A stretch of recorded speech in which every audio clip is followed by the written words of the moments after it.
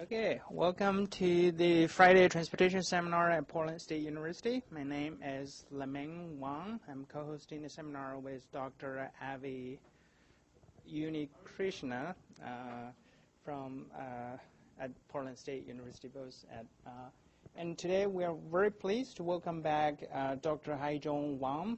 Believe me, we are not related. It's kind of Wang is the top 5 most popular surname in China, so it happens very high probability that 2 Wangs in the same room, or more than 2. Yeah. So Haizhong was here, like Dr. Haizhong Wang is a faculty member at the Civil and Construction Engineering Program Department at Oregon State University. Dr. Wang was here like 3 years ago, talk about a different topic. So I kind of think it's time to welcome him back to talk about some of his recent work. He will start with a project he worked on with his co-author on a trade-off between housing density and housing transportation cost, and then and branch into some other of his recent project as well. So with that, I will just give the room to Dr. Wang. Thank you. Thank you for Leming's introduction. It's good to be back. And thank you for attending the seminar at lunchtime. So if you bring your lunch, feel free to eat it. So again, my name is Haizhong. I have been here 3 years ago in the same room and was presenting a different topic. But today, it's my pleasure, to share a little bit of research on this topic. And I wouldn't say this. I'm an expert on this topic. This topic was initially initiated by Brian Greger, and one of my previous, the master's, not my exactly master's, but he worked with me through some of the independent study at OSU. His name is Matthew Palm. And another, if we have time, I feel this is Portland, Oregon. I feel that I'm working on some of the bicycle research, and I would like to take advantage of this opportunity to share a little bit about what's going on with the bicycle research as well. I feel also excited with, and with that, I'd like to start by thanking some of the co-authors. And like I said, Matthew Palm, currently he is a PhD candidate at UC Davis. He's still working on this topic, housing cost model and population density trade-offs. And Brian Greger, so they are not here. They are, the significant contributors to this research. So if you have tough questions, ask them. I'll take the easier ones today. And the other one, this paper is already published on transport policy. It's published in 2014. I keep getting an email every once in a while, how many downloads the publisher already had. Right now, it's already past the 500. But I tracked my Google Scholar. The citation still, for this paper, is still 0. I said, how come it's like download 500 times, there's no citation? But anyways, the other one, if we have time, I think we will have some little bit of time. I would like to share another topic. It's not exactly covered in a big the big title, but looking at some of the bicycle level traffic stress and some of the bicycle crashes. I believe there are many of you bicycle, right? How many people are bicycle on a regular basis? Oh, that's a lot. Good. First of all, I'd like to start with the definition before talking about the trade-offs. And we look at the housing cost model, and this is actually part of the green step. Initially, Brian Greger was trying to put the housing cost model in a green step. How many people are familiar with green step? Yeah, Denise, you have that. So this was part of that big green step effort. And when Matthew Palm was doing an internship at ODOT, it's actually 2.5 years ago. It's been a while. And we looked at two family of models. One is the homeowners, the others are renters. And many of the students are renters, right? And some of them, they own house. But when we look at the homeowner model, we look at the mortgage and the utilities, the insurance, all these are included in the cost model. And for renters, the monthly rent you pay, the insurance, and also the utilities. So that's some of the definitions I would like to mention earlier. And the motivation of this research, and many of you are aware of the, the H plus T affordability index as being used as, an innovative measure for the transportation and the housing costs and the budget and the household budget on spending on transport and housing. I originally came from China, and over about 10 years ago, there was housing developments in this, the metropolitan area, but a little bit further away from the center of the city. And at that time, there was an incentive for people to buy houses really, far outside from the city. But if you buy the house, you will get a car at the same time. So they make the advertisement as they will give the car as a gift if you buy the house in that location because it's further away for you to commute. I think that's, it's a story that happened before. It's a real story happened before. And well, it's probably not here because of a different culture. But this is, I think, is an example about some of the housing and the transportation trade-off. That's one of the research questions. Is there a trade-off between the housing cost and the transportation cost? So for this research, we looked at, we used the data from called the PALMAS data. How many people are using the PALMAS data or used it before? Good, a few of them. So this data, we used this data because this data enables us to model this problem at a disaggregate level. So we can look at a household unit for analysis. So basically, the household, their income, the number of the vehicles, and those information are included in the analysis. And you see from this figure here, there's a lot of variables, and these are the variables that we include in the analysis. And there are some of the information which are not available from the PALMAS data set. For example, the proximity to transit and the parking availability. And there are ways to sort of infer that information. For example, based on the number of the vehicles are available from the household, you can sort of like get an estimation about the parking availability. Or is there a fixed transit route along that or close to or in a certain proximity to the housing to the house, and to infer that whether there is the commuter times and also the other variables. So when the data is not available, we try to infer it based on the information we have. Okay, so we used. There are some limitations for this data set, but this is a pretty fairly large data set. We used the 22 most the metropolitan area for cities. I will speak some of the cities in the next few slides, and these are. Some of the key variables, and is from the PALM data says the single occupancy vehicle, commute times, and the mean income and the PALM density, the population density. Because we use the density as a variable to represent some of the smart growth policies. And essentially, this research is helping us to understand how does the feedback effects of transportation, how does that, is impacted by the land use policies, whether there is a trade-off from this research.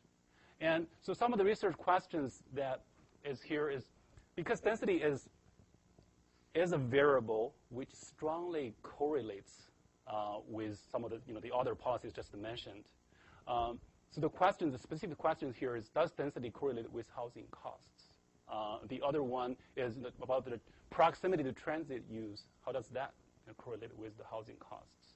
So there was a housing cost model built using some of the regressional analysis from this research. And the other one is, does the single occupancy vehicle commute times also correlate with the housing costs? I'll use some of the empirical data from PALMAS to graphically show the correlation, and we can see a trend. In terms of the model format, we used the log-log model. Some of you probably heard of this. This is an econometric model. It's using the natural log on both sides of that. That will enable us to evaluate the elasticities of the independent variable, the impact of the elasticity of the independent variable to the dependent variable. And so, like I mentioned, we can model this in a disaggregate level because of the the PALMS data set and look at the two models, one for single family and the other one for multifamily. So for single family, looking at single family rent model and single family mortgage model, and single family for the other one is the single family mortgage model and single family rental model. I seem like I repeated that. So let's take a look at the empirical data from the PALM data set. On the horizontal axis, you see from here is the PALM density, and the vertical axis is the driver's mode share. And with the density increase, we can see there is a clear pattern dropping of that from the data set regarding the single occupancy vehicle by mode share. And for the transit use, and there is a increase in trend. This is pretty consistent with our observation. And the other one is the walk-bike mode share by PALM's density. So these are some of the empirical data from PALM data set. And so from this data set, we can actually see there are correlations this between the PALM, the density with the modes, And then we run actually several dozen of regression models. There's a lot of details to be covered here. If you're interested, I can send the paper, published version of the paper to you afterwards through this the seminar. But these are some of the elasticities that was estimated from the empirical data set. So you see these are for the state indicator model runs. These are the coefficients at the percentage, the significance level. And so looking at the fixed route commuter, and we see that there is some sort of, you look at the parameter in range, they are stable because we want to look at for different cities whether the impact of that is stable or not. And so if it's stable, that's a good sign. And the other one is looking at the average single occupancy vehicle commute times from here over here. And so this is running the two different categories of model: multifamily rent, and multifamily or single family rent, and looking at the mortgage model. But those are owned less than a year. And so at that time, we're looking at some of the household, the housing costs have some challenge regarding where to get that data. We also, at that time, looking at some of the Zillow estimates, regarding the housing cost. But that was some of, to address some of the data limitation issue. And these are the specific elasticities that was estimated from the data set. And this is looking at different cities, metropolitan areas, New York. You can see from here, I won't repeat all of them, but San Diego tends to be a different one. So, Lima changed a little bit once it's copied. I don't know why, but the San Diego, see the parameters here are different from the other city. So that's probably something interesting to be further explored. And for the average single occupancy commuter times, and we see that for New York and San Francisco, and the parameters are identical over here. We don't have information here for Charlotte. So these are all elasticities regarding the metropolitan statistical area. And looking at, just looking at from the a simple model, but running from with larger data set, and some of the possible takeaways, I think the housing costs may be inelastic to the density. Density means the population density here, and the other one is the impacts of the density on affordability. Often, this is cited, but the skill may be opposed to density promoting policies, like some of the infill development. And looking at a much smaller college town and looking at a metropolitan area, that's the impacts are drastically different. They are not on the same scale. And the other one is about the transit. So how does that transit, the proximity to transit use, and also the transit premium. So elasticity here shows the 0.03. This means the percent change. So 3% change of that is it's probably a typo over here. It underestimates likely to be. And the other one is, I think the PALMS data set is very helpful in measuring that affordable housing costs, housing goals over time.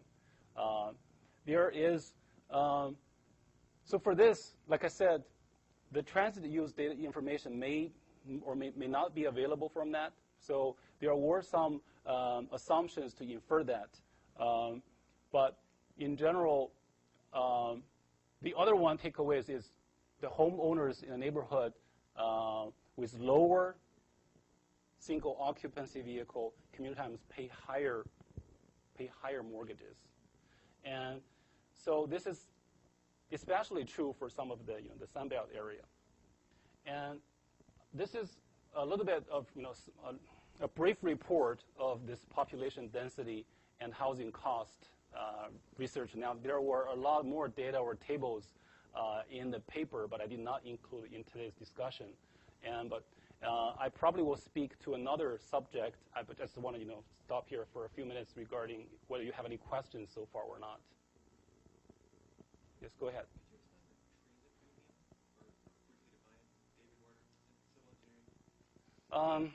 My understanding for that is, Denise probably can correct me if I'm wrong. That is more of the transit use, the proximity to transit use, or the percentage of the people who are using transit.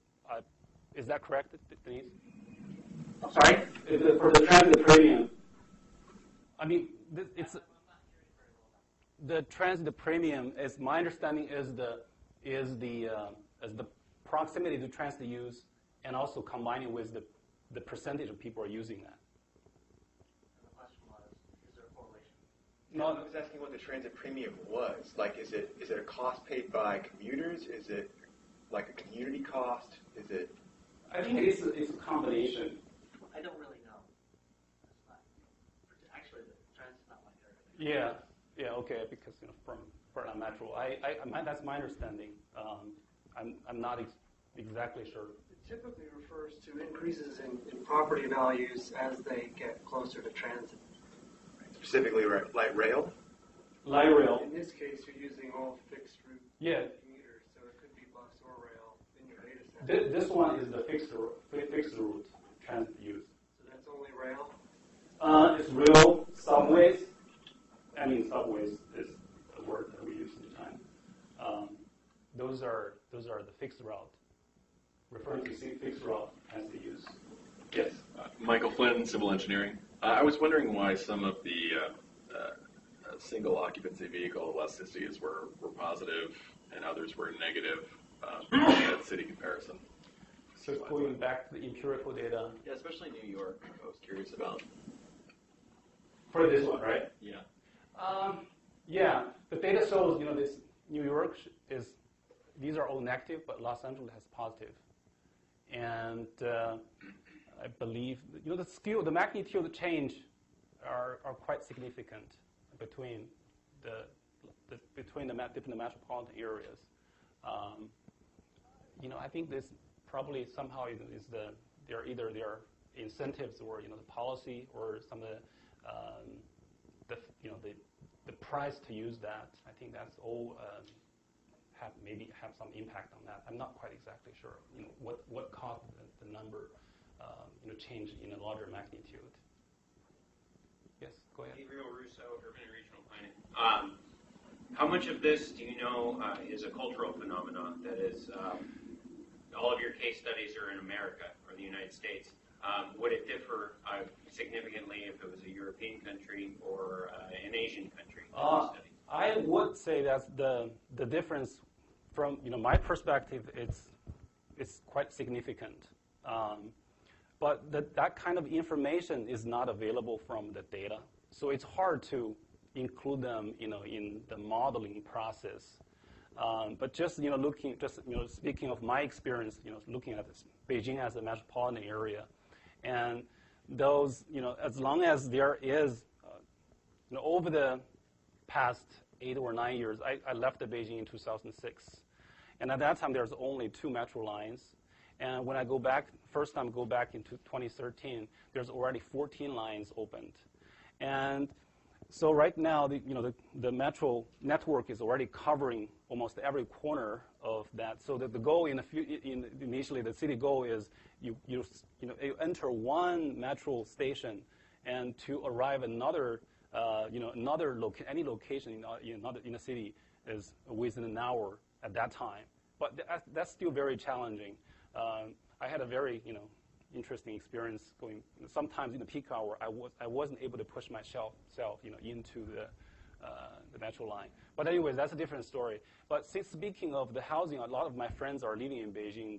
When they start, when they are planning to buy a house, or by house I mean apartment in Beijing, they always, sometimes they work.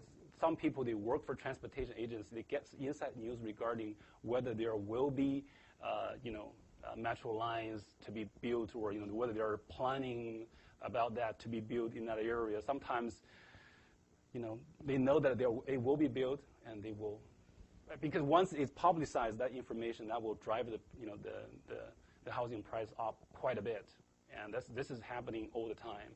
And even right now, looking at the statistical area right now, Beijing and the other one, Tianjin, and also a few other cities. I'm using this example because I know those areas better, about how does that impact in the housing price in general. It's quite significant. We're talking about, like one magnitude higher sometimes. It can be very significant. And I'm just speaking of my personal story that I've been talking with my family over there, because we're speaking, just trying to get some investment stuff over there, is also looking at, whether there's metro lines going there, the transportation, the transportation cost. Speaking of, the monetary cost and also travel time, this commuting experience. Go ahead. I have a follow-up question to that. I was going to see, is there a geographic unit of analysis that is even remotely comparable to the PUMA that you could find in that data, or is that data just isn't there in terms of this kind of data? Taking geographic. Is there a comparable data unit like the PUMA in the U.S., or is there anything that's even remotely comparable in terms of the data you could find in China?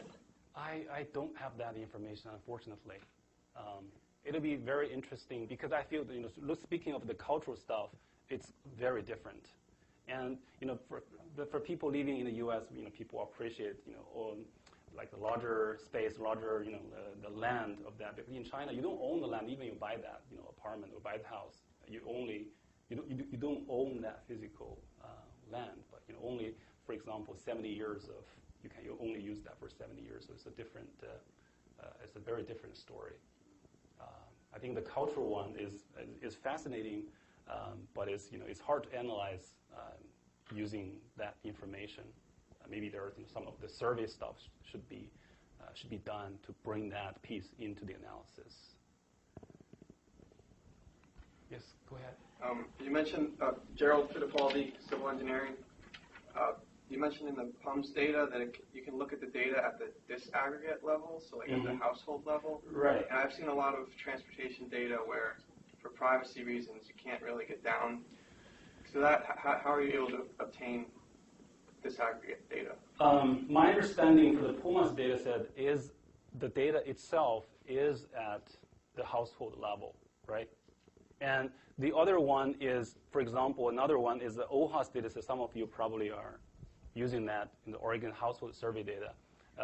That's also at a household. You can do the household, and you can also looking at the individual travelers in the household.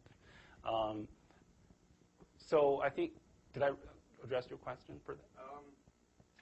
Yeah, I guess I'm not too familiar with the PUMS data, but it sounds like you can look at it pretty fine-grained. Yes. It's available? Yes, it's available. My understanding is available as a household unit, So you can, as you know, the household income information. You also know like number of people, number of cars, and all those information are. But in the census tract, looking at the other census tracts are more at TAZ level or much larger geographic area. Yeah, but the Pumas are 100,000. Huge jump. Yeah, exactly. Using at 100,000. Like in Portland, there's only 15 Pumas.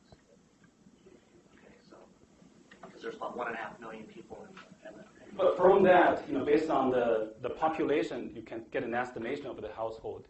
That's sort of like, it's not exact. Record level data. Yeah. So Matthew Palm probably knows better about the data set. I personally did not play with that data set, to be honest. Yeah.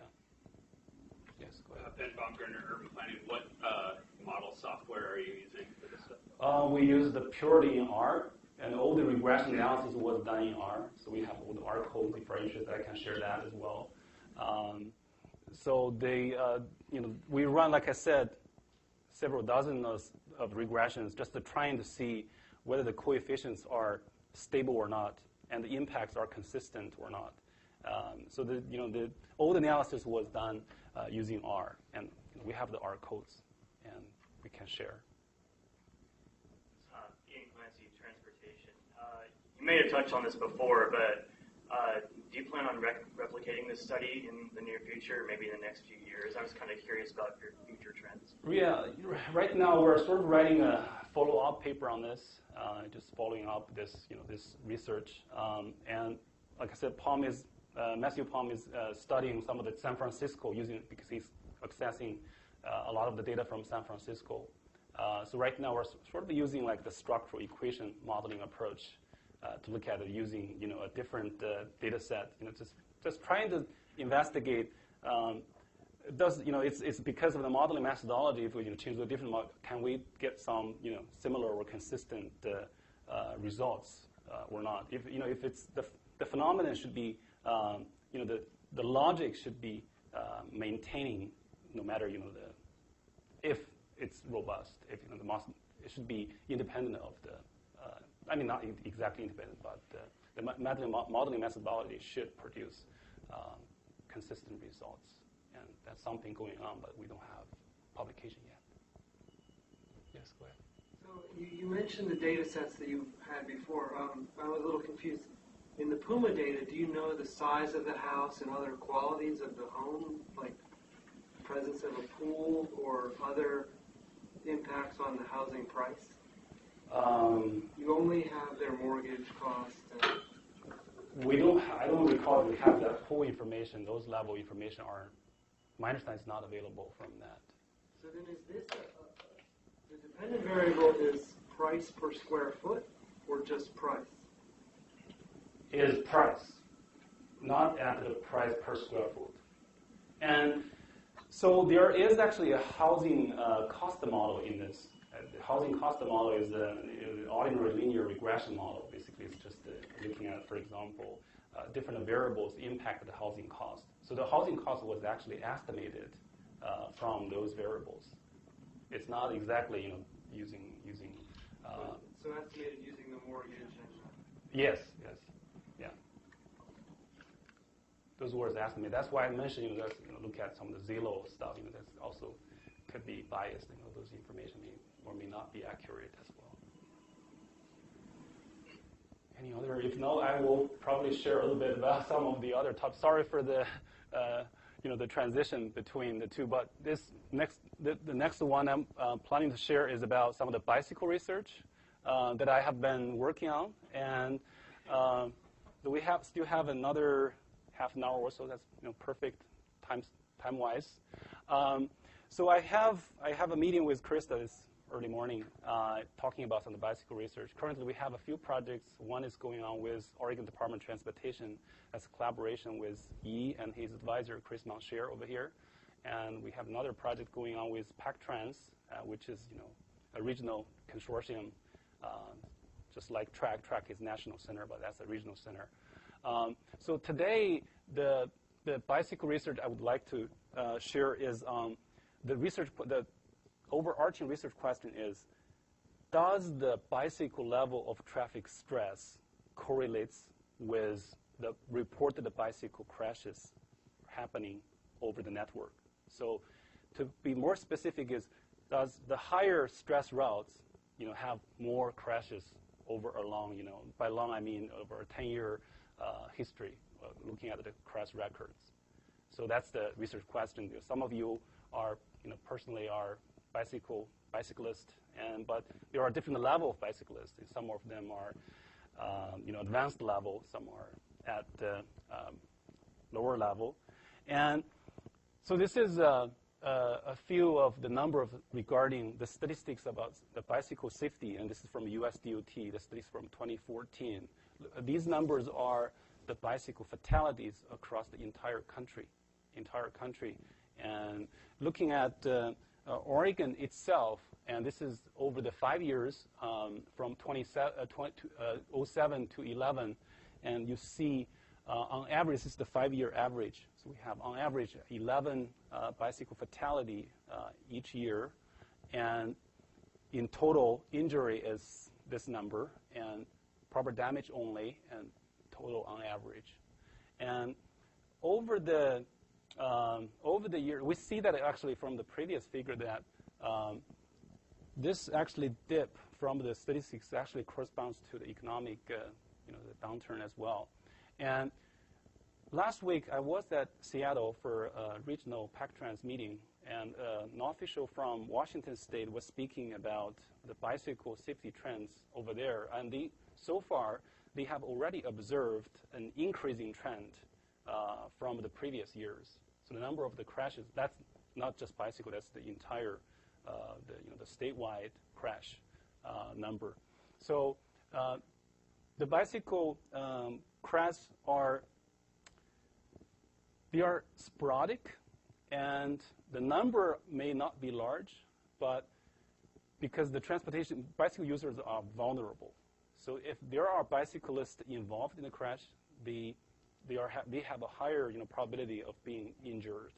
So the methodology we use is using a bicycle level traffic stress. How many people are familiar with this methodology? Few of you, right? And this basically means that how stressed you feel when you are using that route or using that city streets, that network. And the stress level in this research was classified by 4 levels, so level stress 1 to 4. And you see that this is a simple criteria from a report published in 2012. It's by these authors. This Peter First. He has been a active bicycle researcher. And these are some of the variables, for example, speed limit, the number of lanes, and the width of the street, and also the traffic volumes available. But this is a simpler version of the definition. Back to 1990s, and this is not the first definition about bicycle level traffic stress. And in 1990s, there's already a different version of the definition, but using different kind of variables. And so Peter proposed this method. It's trying to simplify the story, just provide some alternative analysis method for planners. For example, how does this new approach can help planners to view this bicycle analysis by not necessarily predicting how many bicycle crashes will happen. So this 4 level of bicycle level traffic stress, the first one is the lowest one. So anybody can bike. Anybody can bike on it. So children or anyone. So level 2 is for the basic ones, and the intermediate. And for level 3 and 4, this is for the advanced one, advanced cyclists. Probably a lot of you in this room. So the coding of this bicycle level traffic stress network actually can be very complicated. By complicated, I mean is that the amount of data input. And one example is for looking at the intersection, we code level stress for a segment or for an intersection. The amount of information input is different.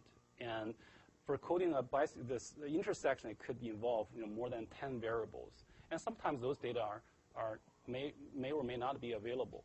And so this is the methodology that we use. We did a study. This was a study with Mid-Development Planning, MPO, in Salem.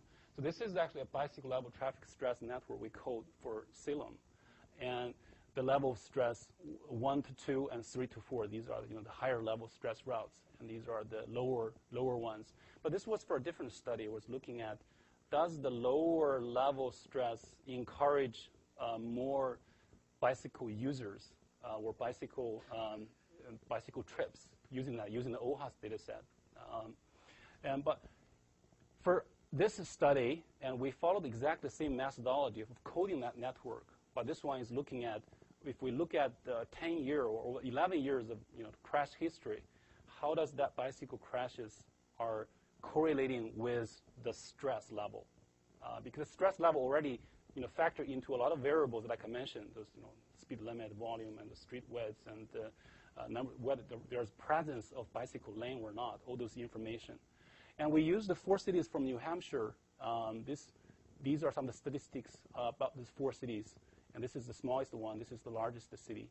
And so we did some preliminary descriptive analysis about how does those split among those different level of traffic stress. So for example, looking at by the cities, these 4 cities, in total there are 102 over the 11 years of history happening in Concord and Manchester and Nashua and Portsmouth. And you can take a look at the split between level of stress 1 and to 4. So level stress 2 and tends to be carrying more. Actually, later on you'll see that. But this for Concord is 30%, but for Manchester is close to 50%, and for the Nashua it's 32%. And so we see the split between the different numbers among the level of traffic stress.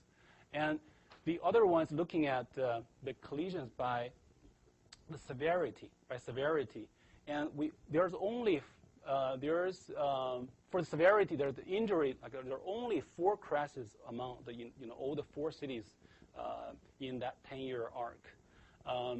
So for Concord, there are about 90% of them are injury, and proper damage only is about 9%. And the fatal crashes are only happening at Manchester and Nashua. So only these 2 cities has the fatalities. And so these 2 cities do not have it, and they are actually the smaller ones among the 4. So we can see a consistent pattern between the injury crashes. So 90% here, 90% in Concord, and 89% over here. So it's pretty consistent, the statistics. This is looking at the split between the roadway attributes. So looking at the collision locations, we see that so 10% of them are along road with driveway access, and 24, almost 24% are along the road. And at intersections of more than 50%, 54% of them are happening at intersections. And looking at the roadway alignment, most of them are happening on the straight and level. Straight and level means there's no grade, no up, no uphill or downhill. But there's another almost 14% are happening on the straight and grade. But we only know that they are happening on the straight but on grade, but we don't know the specific grade information. For example, it's 4% or 5% about that grid. The others looking at the road type. So most of them we see from here is that 65% are happening on the two-way traffic, not physically divided. And for roadway conditions, almost all of them are happening on the normal surface. That's normal, right? So looking at some of the environmental attributes, looking at for example, the first one is looking at weather. We see that 70% of them are happening at the clear days, and almost 20% are happening on the cloudy days, and these are the majorities.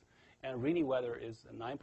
Remember, this is in New Hampshire, probably. Oregon probably have a different statistics, looking at weather-wise. Looking at the lighting stuff, is 80% of happening are on the over the daylight, and that's most of the people are bike over the daylight.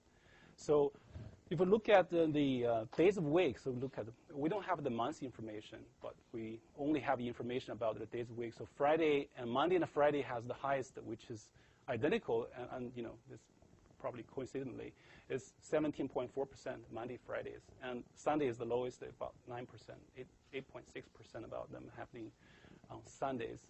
And for service conditions, that's 86%, around 86% happening on the dry service, and this is the 12.6 are happening on the wet. Wet, I mean, it's partly rain or snow. Not no snow. Snow is snow and icy are actually separated. Sorry about that. So looking at, like I mentioned earlier, the stress level. So only 4 of them happening. Only 4 happened, and one of them is happening on the level of stress 2, and 2 of them are happening on the level of stress 4, and the other one is on level of stress 3. But for looking at the injuries, and so we have around 44% of them are happening on level of stress 2. And this is actually pretty consistent with the Strava data that I will show later on for one of the cities that we studied. And proper damage only, this is also 41% of them happening on level stress 2. And Kansas 3 and around 26, and this 26, around 3 and 4s. And these are the unknowns, and all the others, if not falling the categories of the previous 3. So I'd like to show some of the GIS analysis that we run about this study. And like I said, initially the idea was to look at whether there is correlation between the level of stress network with where the crashes are happening. For modeling vehicle crashes, there are pretty, standard or mature methodologies because there are so many data points, and it's just easier to model using, a larger data set.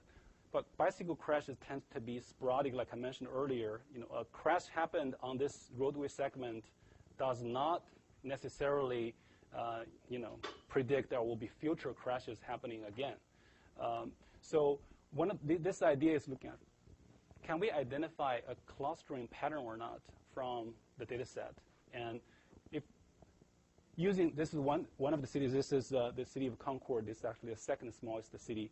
You can see that the level of stress of the network is from here. So these are all the higher level of stress route. And these are the level 2s and the yellow ones. And these are the level stress 1s. So we see that there is almost no crash on the level stress 1. So we don't expect that typically. But we do see a pattern clustered on the higher level stress routes. Like for example, this one is the level stress 304 and level stress 304. And so even for this city, and we studied 4 cities. We want to identify, does this pattern exist or consistently across to the others, regardless of the population or the size of the city. So looking at city of Manchester, and this is again, the coded level stress network. And I'd like to point out that we have to credit this coding effort to one of the colleagues in New Hampshire Department of Transportation. He created some of the semi-automated procedure, but we have to do a lot of manual check for this. And we can see the pattern actually consistent. For example, this one is the level stress 4, level stress 304 over here. And these are all the level stress 2s. And currently I don't have exact split on how much the percentage of the network are on level stress 2 or 1, but that information can be obtained actually. So So it's fair to say at this point there is a correlation between the stress level and also where the bicycle crashes are happening. So one of the implications for this research could be, for example, support decision makings. If the public agency has limited resources to invest for safety project improvements projects, and where they should allocate the resources to generate the maximum safety benefits, without doing sort of the advanced or a lot of the data intensive modeling work. And let's get an initial idea regarding where are them, and then we can address those locations which actually were densely clouded. The crash data are densely clouded. This is the city of Nashua. This is exactly the same methodology. And even for, this is the second largest city. And we can see this high level stress corridor over here.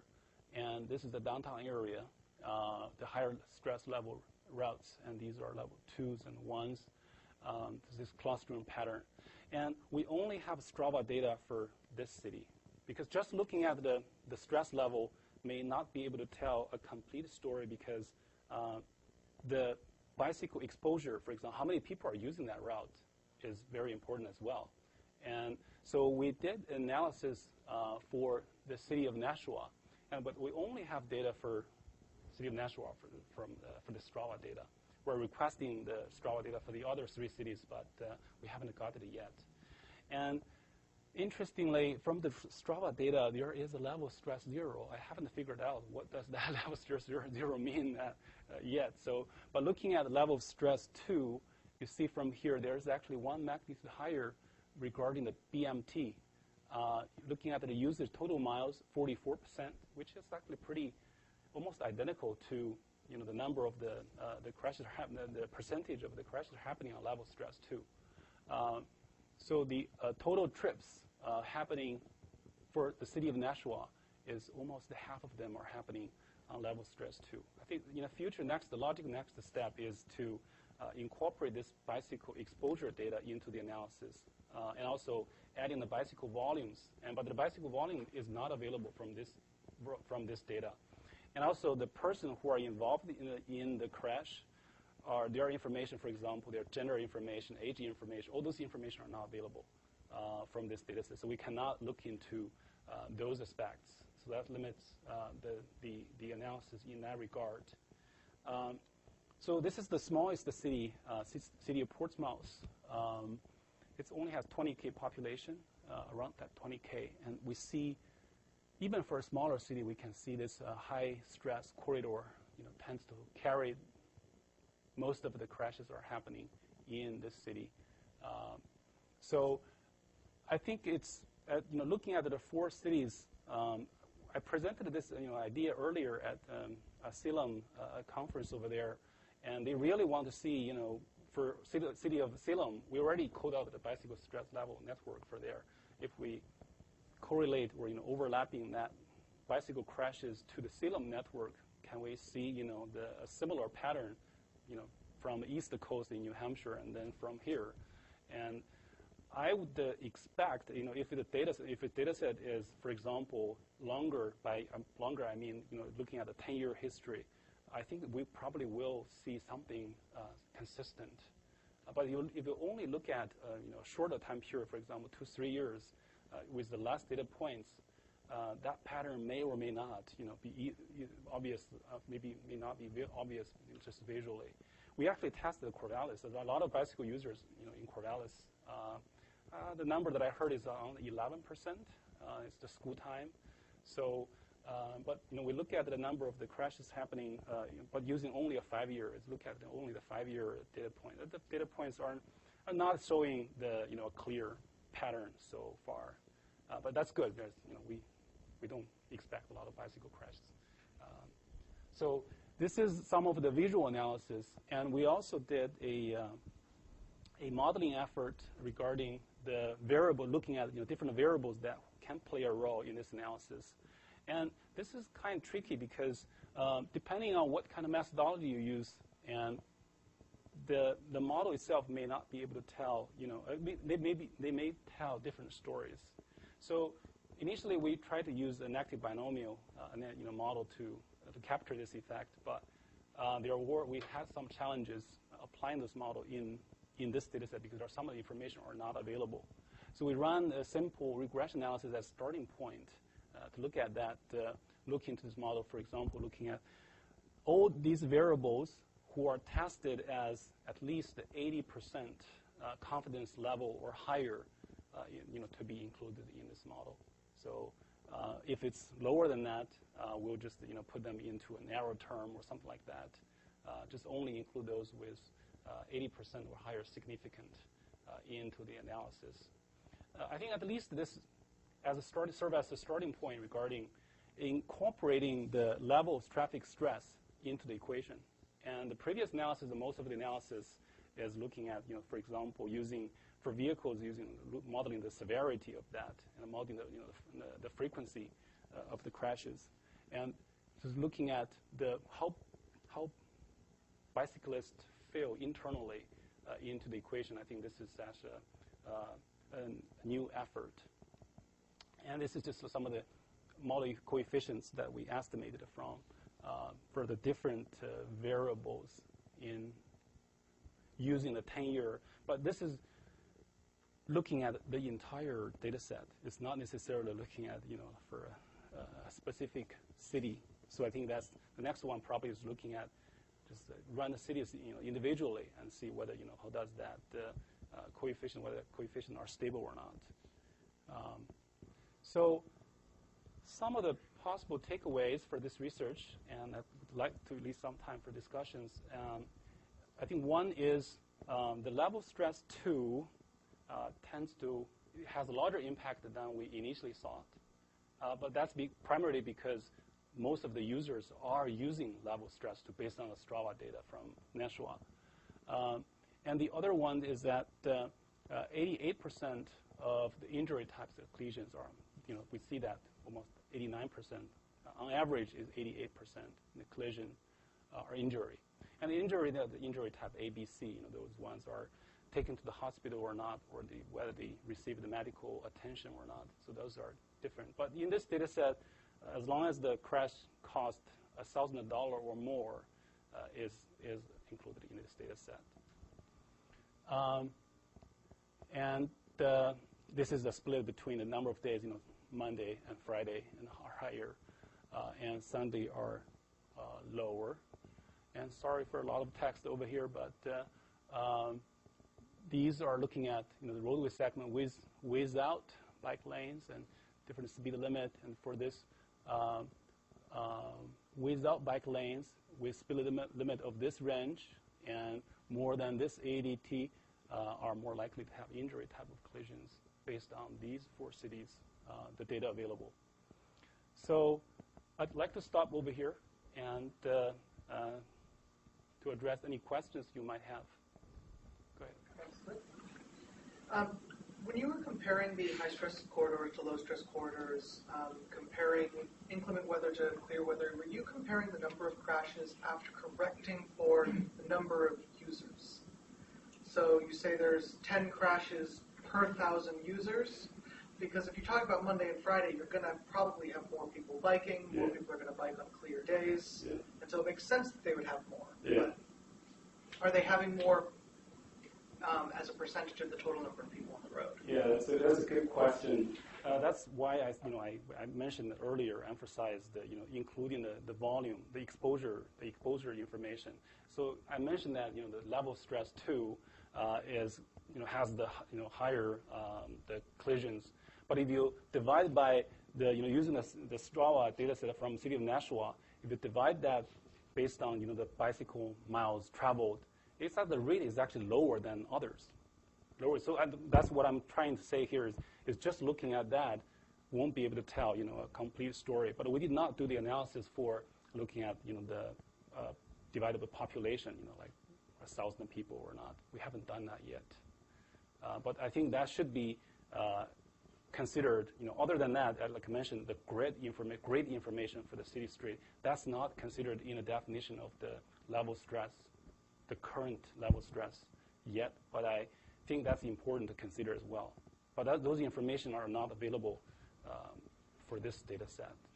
Yes. Yeah, kind of going off of that, I had the opportunity, I was taken aback by the GIS map of, I think it was Nashua, where you had that one major arterial that just had accidents all along it. And I took a look at it on my laptop, and it's 6 lanes of 45 miles an hour. I would not want to be on a bicycle on that road. Yeah, I personally, I haven't been to any of the cities before. But those are, those information are considered in the definition of when they code that the bicycle level stress network.